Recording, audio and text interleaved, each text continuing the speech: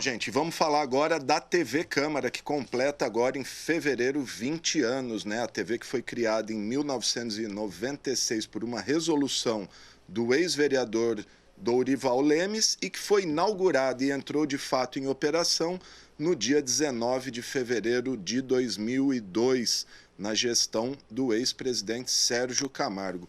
E para lembrar um pouquinho das histórias, falar um pouquinho desse começo da TV, estou aqui com os jornalistas Lelé Arantes e Rubens Celso Cri, que foram diretores de comunicação lá nos primeiros anos de funcionamento da TV. O Cri assumiu, se eu não me engano, em 2003 a primeira vez, depois tivemos o Lelé e tudo mais, e passo a palavra para eles, melhor do que ninguém, falar como é que foi esse começo aí. Nós já, no nosso especial que estamos exibindo aí na programação, já contamos como foi a criação, mas agora vamos saber como é que foi esses primeiros anos da TV. Cri, você foi um dos primeiros aí diretores, enfim, comandou esse programa que a gente está aqui, tenho a honra de ter te sucedido o Lelé. A gente tem até imagens aí, daqui a pouquinho a gente vai passar imagens dos dois aí, e fica à vontade aí, conta as histórias pra gente, Cri. Obrigado. Bom dia Lelé, Alexandre, telespectadores. Bem, na realidade, em 2003, quando eu assumi na gestão do Gerson Furquim, né, a TV era um embrião, né? A TV era um embrião.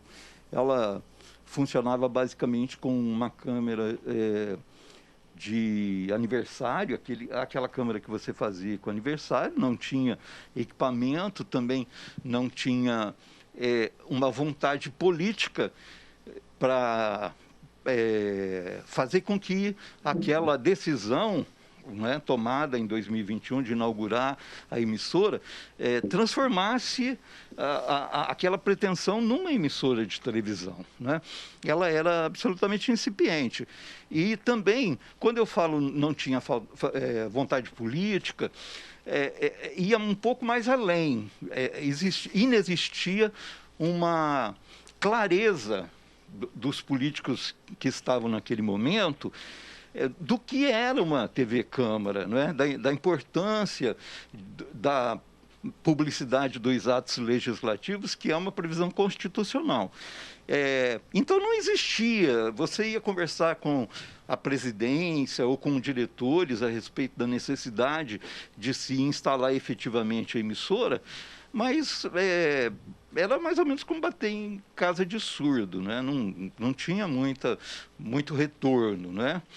E eu passei por esse período extremamente amadorístico, depois do Nelsinho, né? Que o Nelsinho foi o primeiro que ajudou a montar mesmo. Ele esteve coordenador ou diretor de comunicação na administração do Sérgio Camargo, não é? E quando ele passou a bola, ele passou o que existia, né? E nós não conseguimos avançar nesse período, entre 2002 e 2003, que foi o governo do Gerson Furquim. Inexistia um entendimento da importância, inclusive, para a própria atividade pessoal de cada um dos vereadores, na medida em que ainda nós tínhamos uma imprensa muito forte de massa na cidade, como rádios ainda eram fortes, e as pessoas, os vereadores, os políticos, se voltavam mais para essas atividades.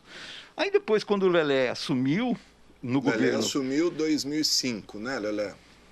Eu assumi na presidência do Eduardo Piacente, 2006, né? 2005 para 2006. Logo depois da reeleição, da primeira reeleição do Edinho. Exatamente. Exato.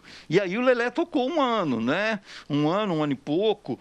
Fiquei 1 ano e 1 mês. Isso. Aí ele um dia me pegou pelo braço, aí eu nem sabia direito o que ia acontecer, entrou no gabinete do Piacente e falou: Piacente, eu estou indo embora, eu estou entregando a bola para o Rubens Celso, ou para o Cri, como o pessoal me chama. E aí o Lelé pode falar do que foi esse 1 ano e 1 mês dele à frente da diretoria de comunicação. Bom, eu peguei acompanhei 2 processos históricos interessantes. O primeiro foi a implantação da rádio educativa da prefeitura, né, com o Secone e o Toninho Figueiredo, a luta deles para trazer essa rádio para São José do Rio Preto, e depois essa luta Porque, na verdade, a gente tem que dar o crédito para o Nelson Gonçalves, porque Sim. ele foi o cara que brigou e que lutou para implantar essa TV aqui em São José do Rio Preto, aqui na Câmara.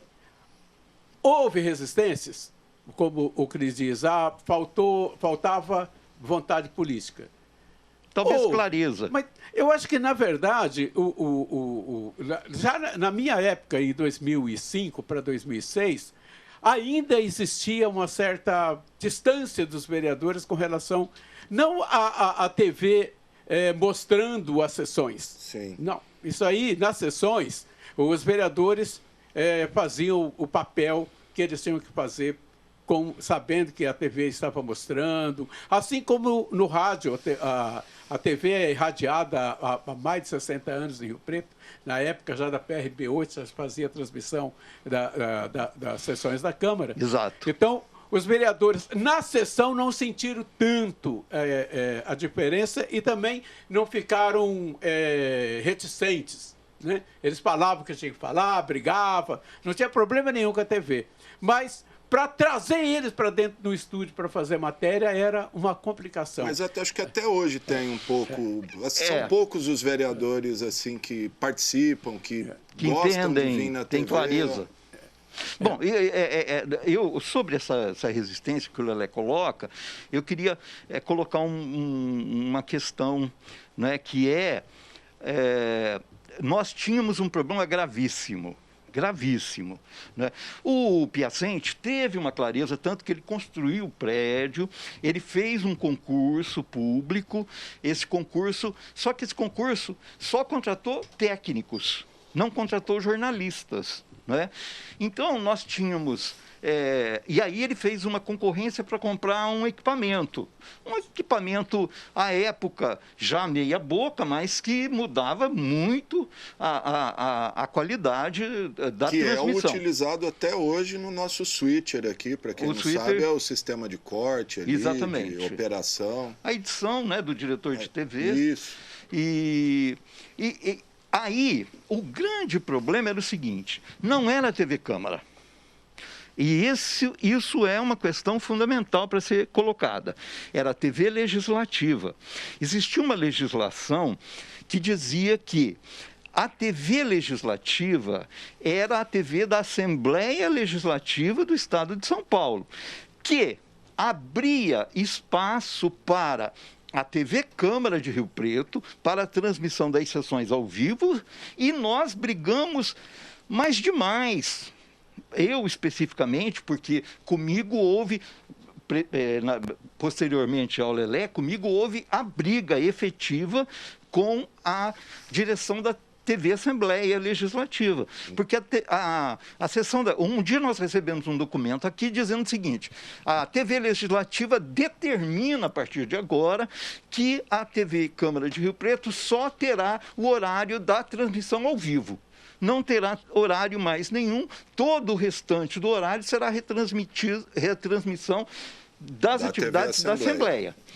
E aí nós começamos uma briga. E nessa época a cabo ainda, né? Era o 4 Isso, da não, NET. era só o canal 4 fechado, né, NET, e os deputados estaduais queriam uma TV 100% para eles e pronto.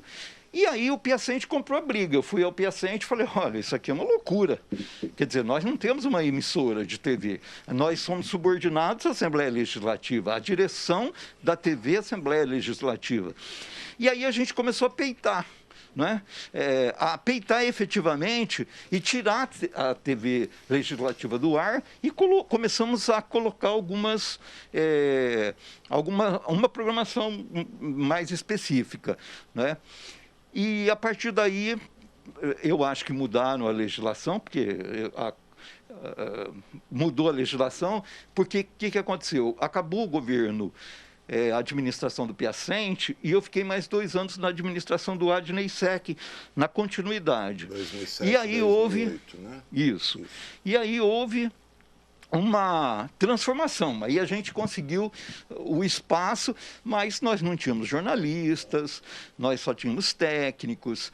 Aí nós não tínhamos como produzir uma grade como existe hoje de programação, né?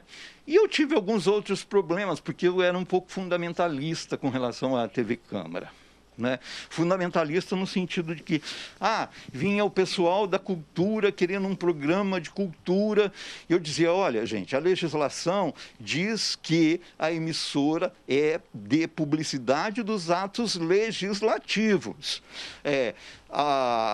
Uma TV educativa pode fazer um programa de música, uma TV comunitária pode fazer. Falei, agora, a legislação para a TV Câmara, né, ela é muito específica. E com uma grade curta que você tinha ali, né? Curtíssima, pouco tempo, curtíssima. Né? O que eu tentei implantar? Quando foi feita uma concorrência para comprar equipamento, o Eudes, que está aqui conosco, né, como repórter cinematográfico, cameraman, né, não sei exatamente qual a classificação, mas eu pedi um equipamento que desse para a gente chegar em todos os lugares da Câmara, porque eu achava que toda reunião de toda a comissão tinha que ser transmitida ao vivo, eu achava que todas as atividades tinham que ser transmitidas ao vivo, que a TV Câmara tinha que ser a janela do Legislativo para a cidade toda. Mas aí eu enfrentei resistência, porque os presidentes das comissões e os membros das comissões não queriam se expor, como o Lelé coloca, durante as atividades, né, as discussões fechadas, porque existia uma cultura de até fechar a porta, não deixar nem jornalista participar. Imprensa, né? Exato.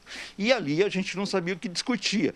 E eu tentava fazer um trabalho didático junto a esse pessoal para mostrar que era um equívoco, né? E essa cultura foi mudando devagar ao longo do tempo. Eu acho que muda efetivamente quando tem o concurso público para contratação de jornalistas, que é o grupo ao qual você pertence, né? O primeiro concurso para jornalista que foi feito na casa. Houve um antes que contratou 2 jornalistas, Isso, exatamente. a Mariana e a Ariana, e depois houve esse novo concurso de 2015. Lelé, antes de eu passar para você, tem umas imagens, aí eu vou pedir para o Israel jogar, lembrar um pouquinho como que era a TV Câmara e os programas que eram feitos aí, tanto pelo CRI quanto pelo Lelé. Eu estava até lembrando aqui com o CRI, mostrou um sapato, era uma entrevista com o ex-deputado Vaz de Lima, e ele estava com o sapato furado, ele até falou, não mostra meu sapato aí não. Aí o CRI até brincou ali, tá sem som aí agora, é mais para a gente ver, ó, aí o Lelé... Eu tinha topete. Você tinha cabelo, né? Você não tinha topete. Cabelo aí, né? Ele tinha cabelo. Aliás, ele estava de cabelo preto. Aí, se eu não me engano, é 2005, o Lelé está entrevistando o Márcio Sansão, que era... Acho que na época ele não era o secretário ainda. E esse peão, ele foi campeão de Barretos. Primo da Renata. Em 2005, Primo da Renatinha. Primo da Renata Arantes. Que não é minha prima. Fala no microfone. Fala no microfone aí, Lelé. Tá aí o Dinho, ó o Cri ali, no Cri novinho, olha né? O Cri, rapaz, de cabelinho preto. Aí, ó, os diversos logos que a TV já teve, né? Ao longo do tempo aí. Esse estúdio, Cri, que a gente está vendo aí, era aqui onde a gente está hoje ou era o antigo estúdio? Era no térreo. Aqui não havia era aquela concluído. Casinha que fala era uma atrás casinha, do plenário ali. Exato, menos, que né? no final de contas era uma casinha no terreno da prefeitura. Sim. Que tem colado aqui ao prédio da Câmara. Então a prefeitura cedeu, nós fizemos um estúdio. Olha o Vasco. E os programas eram feitos de lá. Era o Vasco. O Vasco. O Vasco, que tem várias passagens aqui pela TV Câmara, inclusive uma longa entrevista. Ela já está separada, vai servir para um documentário que a gente vai fazer do Vasco. Tem uma história interessante, você falou do sapato do Vaz de Lima. Uma vez eu estava entrevistando no Canal 16 a Marta Suplicy, né? E era quando todo mundo dizia que ela era chata, que ninguém suportava ela em São Paulo, e que ela era muito urbana, muito rica, tal. Minha filha, meu filho, ela meteu o pé em cima da mesa, tirou uma rasteirinha e falou assim: custou R$10. É isso aí, são as histórias. E você, Lelé, conta algumas histórias pitorescas da sua passagem por aqui. Olha, já que vocês vão fazer um documentário sobre o Vasco, nós temos uma entrevista longa feita com ele, eu e o Márcio Jacovani.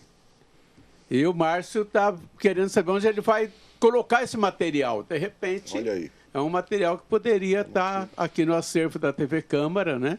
E aliás, parte. O acervo da TV Câmara é riquíssimo. A quantidade de fitas que a gente tem aí, tanto VHS como mini hoje TV, já é hoje riquíssimo. já são mais Agora de você imagina 2, isso daqui uns 50 anos, 3 como vai mil estar. fitas. Eu arrisco dizer que é um dos maiores audiovisuais das TVs de Rio Preto, porque outro dia eu tive na Record, perguntei do acervo histórico da Record, ninguém sabe onde foi parar, se perdeu. Da TVT e da ex-Noroeste também se perdeu. Tinha. Como que você perde? Não se perde essas coisas. Até porque... Você joga no lixo, né? Ou você joga no lixo Antigamente tinha o apagar a fita, que era o seguinte: você tinha um ímã, né? E não tinha fita nova, material novo para trabalhar. O que você fazia? Você não, eu, porque eu era absolutamente contra isso, desde as emissoras de rádio que também faziam isso. Também faziam. Pegava a fita, colocava sobre o ímã e o ímã apagava 100% em 2 segundos. E a fita ficava novamente liberada para você gravar em cima. Por cima, né? Porque as fitas eram caras. Por exemplo, aqui, nós nunca fizemos isso aqui. Né?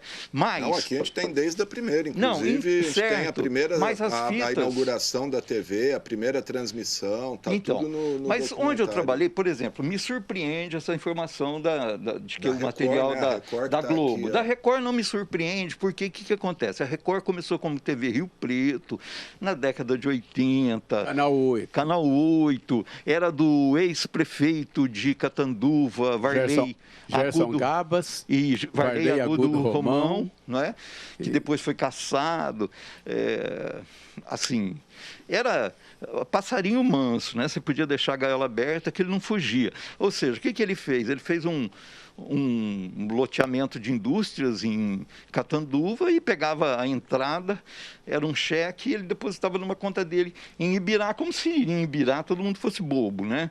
Então, ele dançou por causa disso. Mas ele era dono da emissora, depois que ele vendeu. Então, ali não existia essa estrutura de arquivo naquele período. Foi a segunda emissora de TV do interior do Brasil, fora de capital. A primeira, se eu não me engano, foi em Uberaba ou Uberlândia, uma coisa assim. E a TV Rio Preto foi a segunda. Então, ela tem uma importância muito grande na história da TV até do Brasil, porque nasceu ali Ana Maria Braga, nasceu ali o Amaury Júnior, nasceu na TV, porque em jornal ele já era bastante forte. Agora, por exemplo, eu trabalhei na Noroeste Paulista. E existia um centro de documentação. Lá, assim, não se espirrava sem arquivar o material. Você entrava, o material... Primeiro que você tinha que pôr uma blusa de frio, porque o material ficava a não sei quantos graus...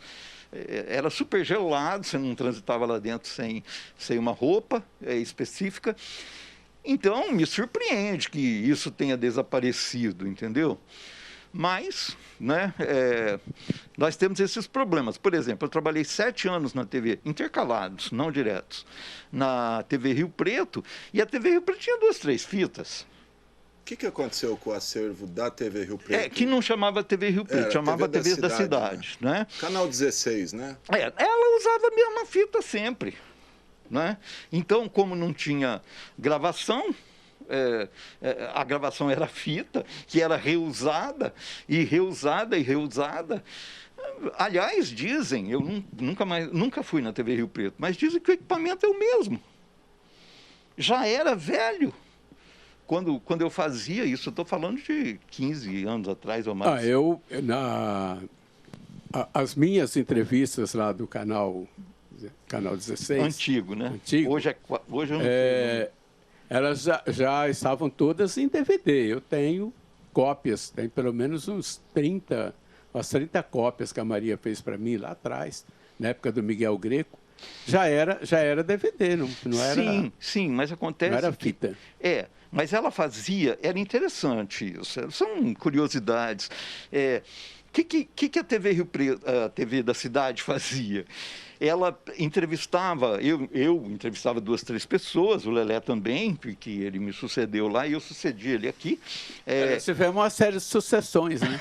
Porque eu sucedi você no canal, você veio para a Câmara. Isso. Aí você saiu da Câmara, voltou para o canal e eu vim para cá. Isso, exatamente. Aí eu voltei para lá, você voltou para cá. Exatamente. Foi uma época interessante. E o que a TV fazia? Era muito interessante, porque não tinha entrada de dinheiro. Então, acabava a entrevista, vinha uma pessoa e falava: o senhor não quer um DVD? A gente faz um DVDzinho aí, custa tanto, entendeu? Já leva um brinde da entrevista, e fazia o DVD para o entrevistado.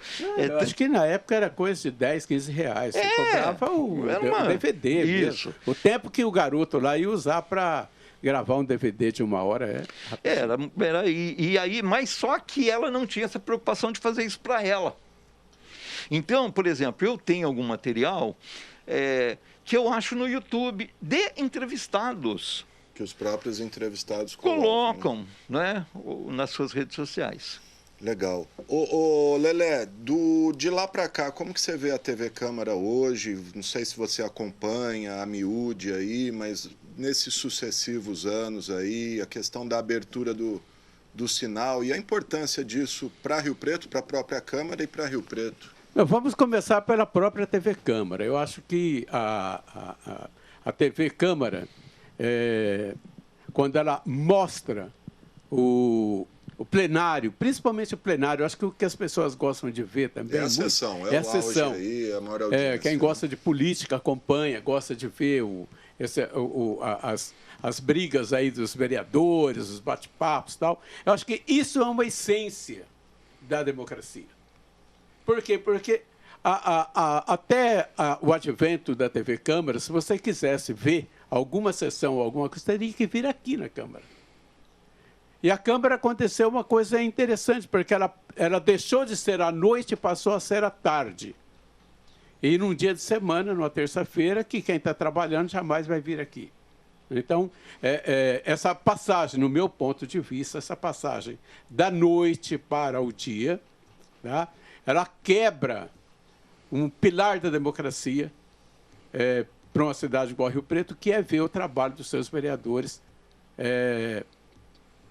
agindo, né? Aquilo acontecendo. E a TV, ela permite que, se você tiver interesse naquela sessão, você assista a ela de onde você está. Então, isso é importante.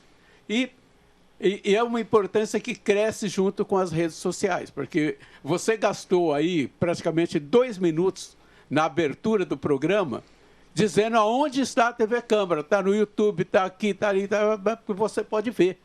E isso é muito importante. E isso é importante. Por quê? Porque você dá transparência aos atos do Legislativo. E esse dar transparência aos atos legislativos faz com que a população descubra o que é o trabalho do vereador. Porque, para muita gente, o vereador, o deputado, o político, ele é apenas um cara aí que aparece de cada 4 em 4 anos pedindo voto. E não é bem assim. Há um trabalho sendo feito. E há um trabalho muito interessante que o próprio vereador muitas vezes não sabe, e ele não pensa nisso, é de que o vereador, ele é um cidadão destacado da sociedade. Nós somos em 465 mil pessoas, e nós só temos 17 vereadores. Esse número é de 2010, né? E nós só temos 17 vereadores. Mesmo se tivesse 170 vereadores, são 170 pessoas no meio de 460 mil. Então, o vereador precisa ter a noção de que ele é um cidadão destacado. Ele é a nossa elite. Política. É a nossa elite política. Isso. Então, quando ele vai para uma tribuna, ou quando ele defende um projeto, argumenta na Câmara, dentro do plenário, a população precisa saber qual é a qualidade desse cidadão e desse vereador e se ele mereceu o seu voto.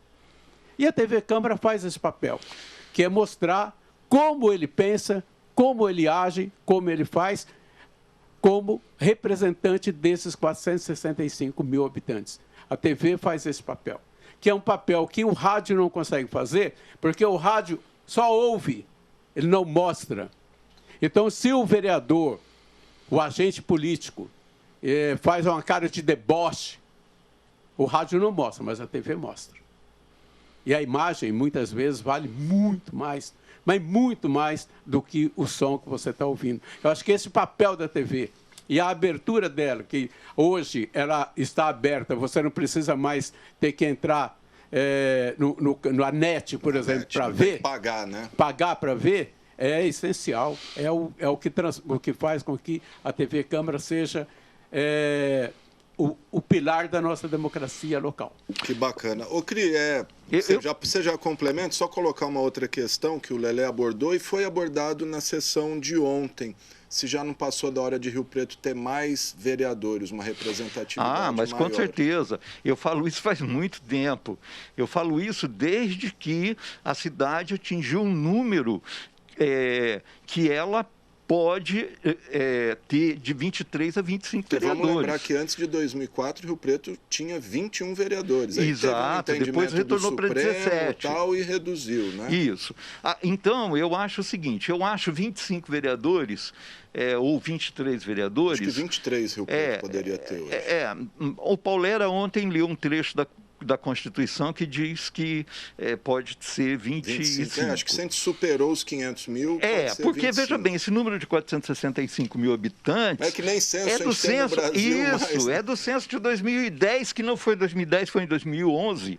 Né? Então, de lá para cá, mesmo com o crescimento vegetativo... Não, Cri, não. Projeção? 465 mil é projeção do IBGE para 2020. Que é uma projeção... Aliás, para 2019, me desculpe.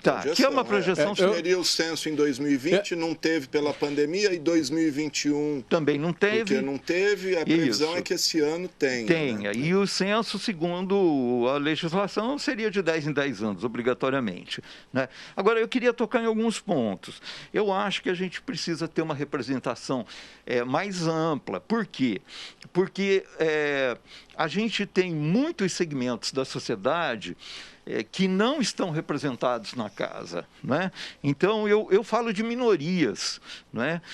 LGBTQI+, negros e outras minorias que poderiam ter um representante, não para discutir 100% do tempo a questão específica que ele veio representar, mas de ter aqui o seu representante. E quando a gente fala em 17 vereadores, é uma espécie de reserva de mercado. Quando eles fizeram isso há anos atrás, diminuíram tal, é uma espécie de reserva de mercado, porque quem está no mandato tem muito mais condições de continuar, de se reeleger, tanto que sempre foram reeleitos mais que 50% dos vereadores que estão na casa. Dificilmente o Lelé, historiador, pode dizer, eu não tenho certeza absoluta, mas eu não me lembro que a Câmara tenha renovado menos que 50% dos vereadores de uma eleição para outra. Então, se você amplia o número de vereadores, você também permite que haja uma representatividade um pouco maior, entendeu? Agora eu queria entrar na questão que você colocou para o Lelé da atual grade da TV. Né?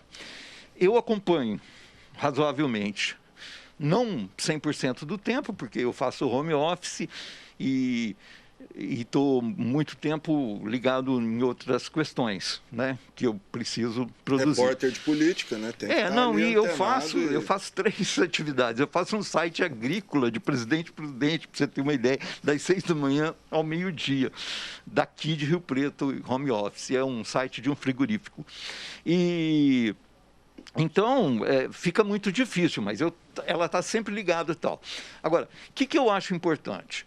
Eu acho que a Câmara se desvenda, é transparente quando ela mostra as atividades das comissões, as atividades internas, oficiais, Não é um bate-papozinho qualquer, né? Porque nas comissões, nas audiências públicas, a gente tem uma produção, e eu tenho visto, né, de um material riquíssimo. E aí entra onde o Lelé colocou. Expõe o vereador de uma forma muito mais ampla do que o plenário. Por quê? Porque uma comissão é formada por 3 ou 4 ou 5 pessoas que são suplentes, etc. E eles têm um tempo maior para se aprofundar e para se mostrar, para expor realmente quem eles são. Eu tenho visto muitas reuniões de comissões ao vivo, audiências públicas, com secretários municipais, porque o que acontece? A prefeitura não tem uma TV. Então, quando um secretário municipal vem aqui, né, e tem vindo com alguma frequência... Inclusive, sábado próximo agora, a gente vai ter uma audiência da Comissão de Educação que vai receber a secretária Fabiana Zanqueto para falar não só da questão o Pedro das anunciou escolas, ontem, né? Como a questão do piso aí. Que são as questões da pauta, né? Nesse momento. Bom, então eu acho que... Com transmissão ao vivo. No sábado. Então eu acho que a sessão é extremamente importante. Eu acho que o cidadão comum, assim, que não tem uma relação de prazer com política, né, que nós temos, A minha não tem tanto prazer assim, não. Não, mas eu tenho, né? Eu sou um cara que vejo 8 horas de sessão do Supremo, né, seguidas. Não levanto nem para ir ao banheiro. Então, a gente tem essas questões. Então, eu vejo... Ouve a Hora do Brasil também, Crio? Ouvia, não ouço mais. Mas eu ouvia a Hora do Brasil, né? Aliás, eu tinha um programa de rádio há muitos anos atrás, era 15 para as 7 da noite, era 15 minutos, era uma pílula, né? E todo dia, para passar para a Voz do Brasil, eu xingava, né? Eu falava mal da Voz do Brasil e da imposição, etc. Bom, mas voltando à questão, eu acho que a TV, ela está se formatando como uma emissora de TV. Por que eu digo isso? Porque hoje ela tem programas sobre história, com Fernando Marques, e ela vai para a rua para prestação de serviço na área de cidadania, para falar de serviços públicos que a prefeitura presta, que o Estado presta, como essas pessoas têm acesso ou não. Você falou aí agora há pouco que vai falar do Instituto Federal, das vagas do daqui Instituto a pouquinho, Federal. Inclusive, às 15 para as 11, o diretor do Instituto entra aqui. Até peço, se vocês quiserem participar. 15 para meio-dia. 15 para meio-dia, desculpa. O Marcos Fulini vai estar aqui no Zoom com a gente. Eu tenho que voltar para o batente, né, para o site agropecuário.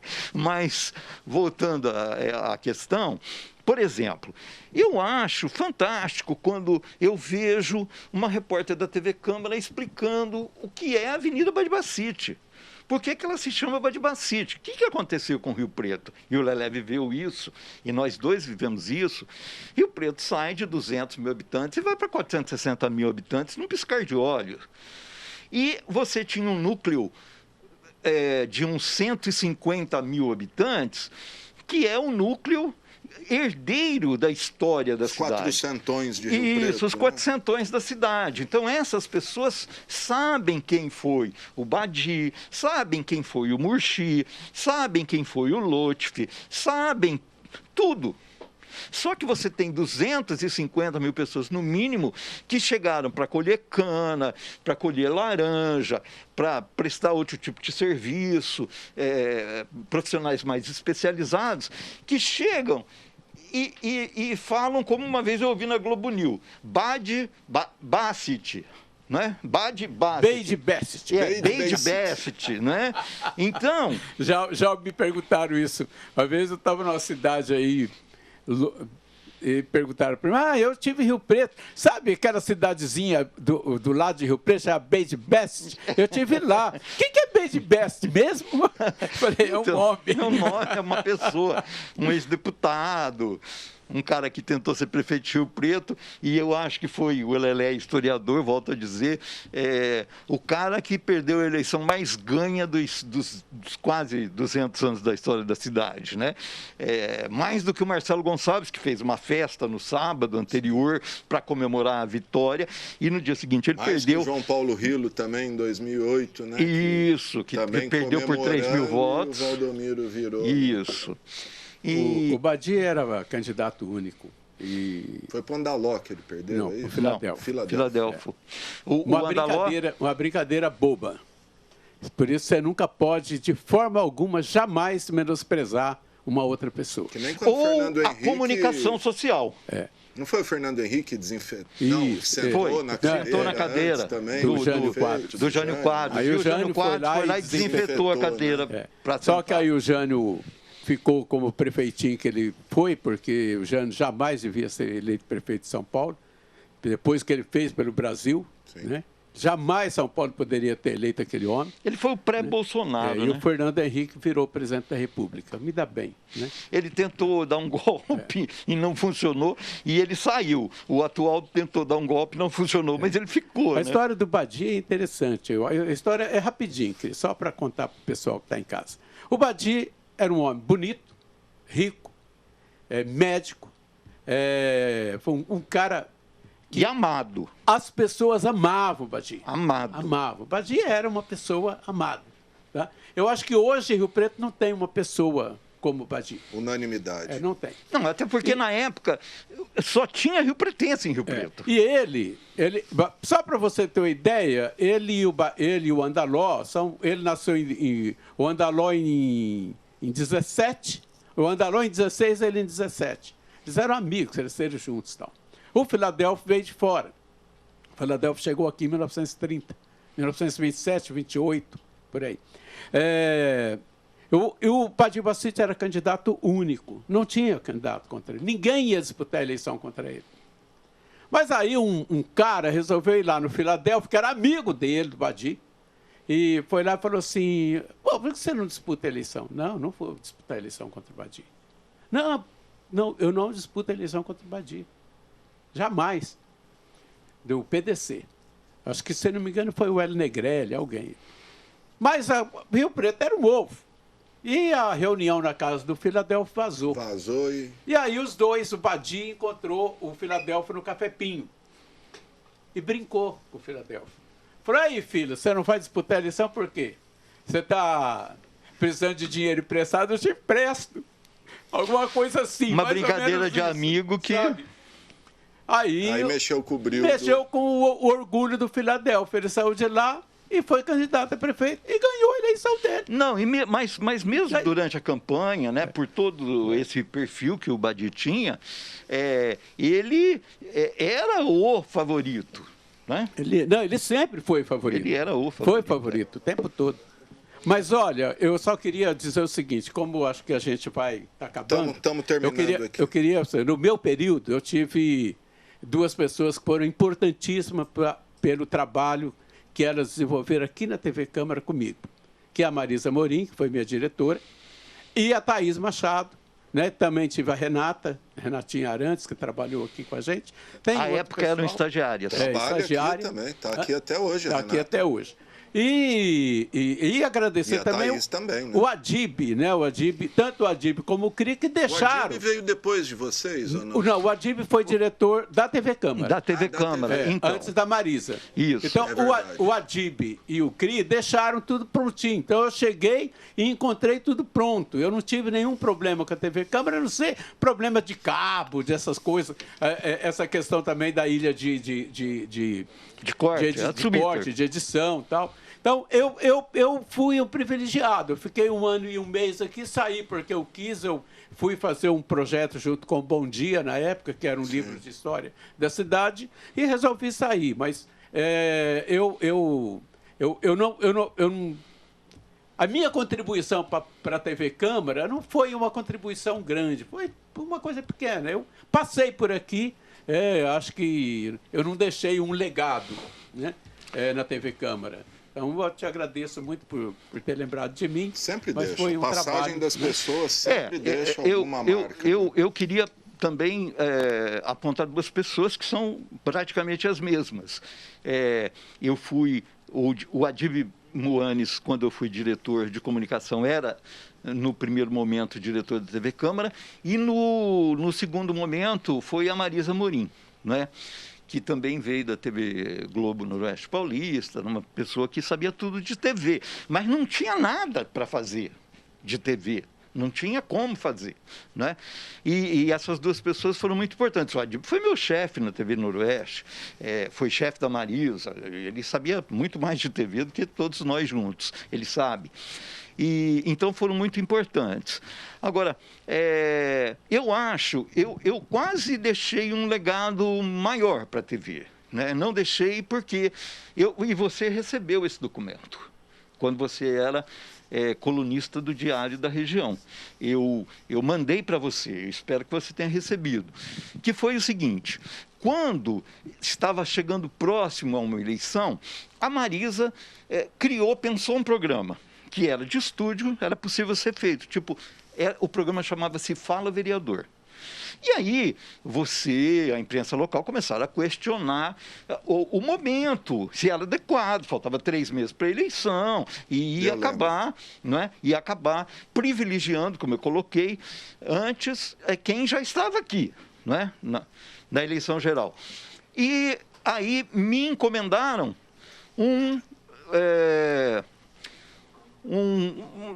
como eu diria, um documento que fizesse o que é que pode e o que é que não pode na TV, né? Existem em todas as TVs legislativas esse documento. Tem uma regra bem rígida hoje sobre isso. Então, eu fiz um documento com 200 e tantos artigos e etc. E entreguei na mão do Adnei Sec e ele engavetou, né?